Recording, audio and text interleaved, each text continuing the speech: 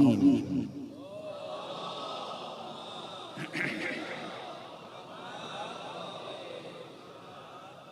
ایک اور بلندتر صلوات پڑھیں.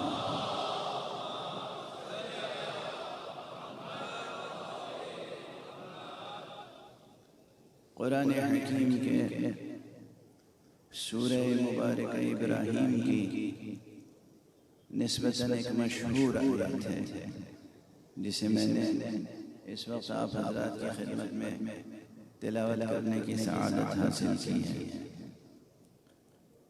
اور بے انتہا فکر انگیز آیت ہے.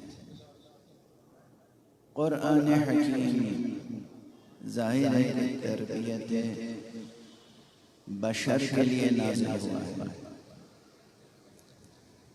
انسان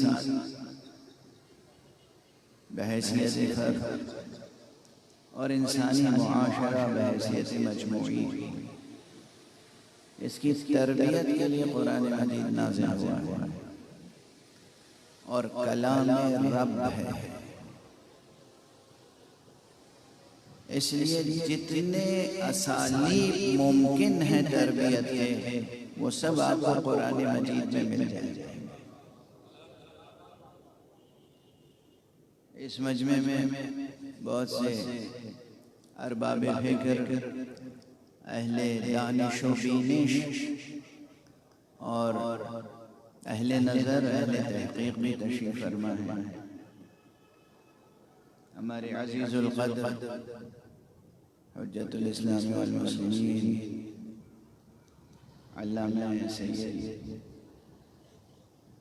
غلام عباس صاحب رضوی حسین آغا صاحب، جو کہ مجتہد ہیں،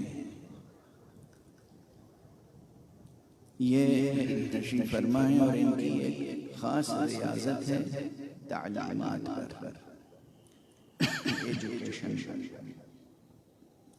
تعلیم و تربیت پر بہت ہی صبر آزما محنت طلب کام انہوں نے برسہ برس انجام دیا ہے اور اس وقت بھی انجام دے رہے ہیں.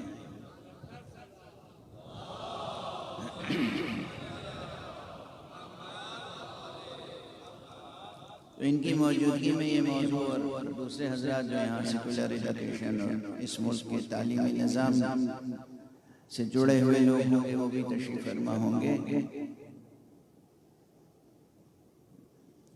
توجہ فرمائیں اس معروضے پر.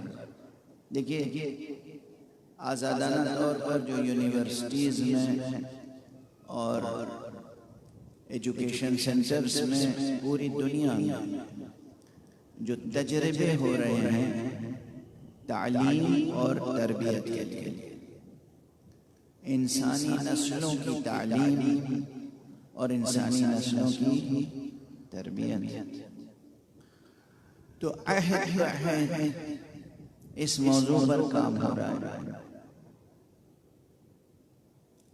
ارسطو سے لے کر، ان سے پہلے افلاطون سے لے کر، ان سے پہلے سوکریٹس سقراط سے لے کر، اور ان سے پہلے نبی ادریس سے لے کر، اور پھر اب تک آج تک مسلسل تعلیمات کے موضوع پر کام ہو رہا ہے. تعلیم، مسئلہ تعلیم و مسئلہ تربیت اسی دن سے ایک مسئلہ بنا ہوا ہے، زندہ مسئلہ، جس دن سے انسان کا وجود قائم ہے. تو اب ہر دور میں اس دور کے زمان و مکان اور زندگی کے عام شرائط کے مطابق تعلیم و تربیت کے اوپر کام کیا جاتا ہے. اب جیسے جیسے دنیا آگے بڑھ رہی ہے تو تعلیم و تربیت کے مسائل بھی پیدا ہو رہے ہیں اور اس کا حل تلاش کیا جا رہا ہے.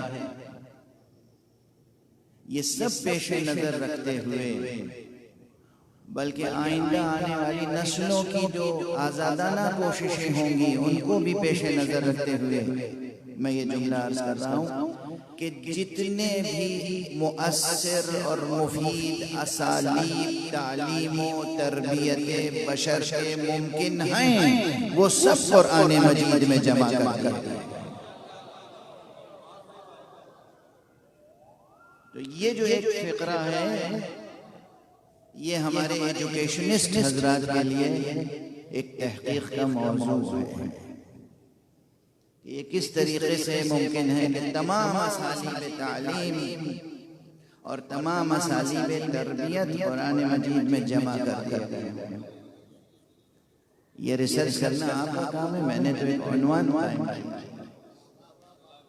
جہاں تک میرے ثمرات فکر کا تعلق ہے کوئی رجوع کرے گا تو عرض کر دوں گا، جہاں تک ممکن ہے جو کچھ لکھنا مقدور ہے لکھتا رہا ہوں، لکھتا رہوں گا، بیان کرتا رہا ہوں، بیان کرتا رہوں گا، لیکن تنہا ایک فرد کی کوشش کافی نہیں ہوتی۔ اس لیے آپ تمام حضرات میں جو بھی ایجوکیشنسٹ ہے اور جو بھی تعلیمات پر کام کر رہا ہے نظریاتی سطح پر یا عملی سطح پر، اس کو ایک سورس آف نالج اپنا ضرور قرآن مجید کو قرار دینا چاہیے۔ ہمارے معاشرے کی اب کمزوری یہ ہو گئی ہے کہ فلاں امریکن پروفیسر تو ہمارا سورس آف نالج بن سکتا ہے، فلاں برٹش اسکالر، فلاں فرینچ تھنکر، فلاں فرینچ ایجوکیشنسٹ، وہ سب تو ہماری توجہ کا مرکز بنتے ہیں۔ نہیں بنتا ہے اگر توجہ کا مرکز تو قرآن اور ساتھ ساتھ قرآن اور اہل بیت علیہم الصلاۃ والسلام۔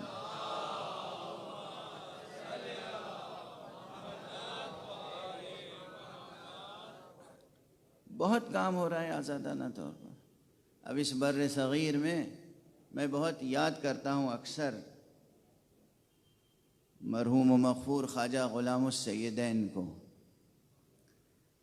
ان کے امتیازات بہت تھے۔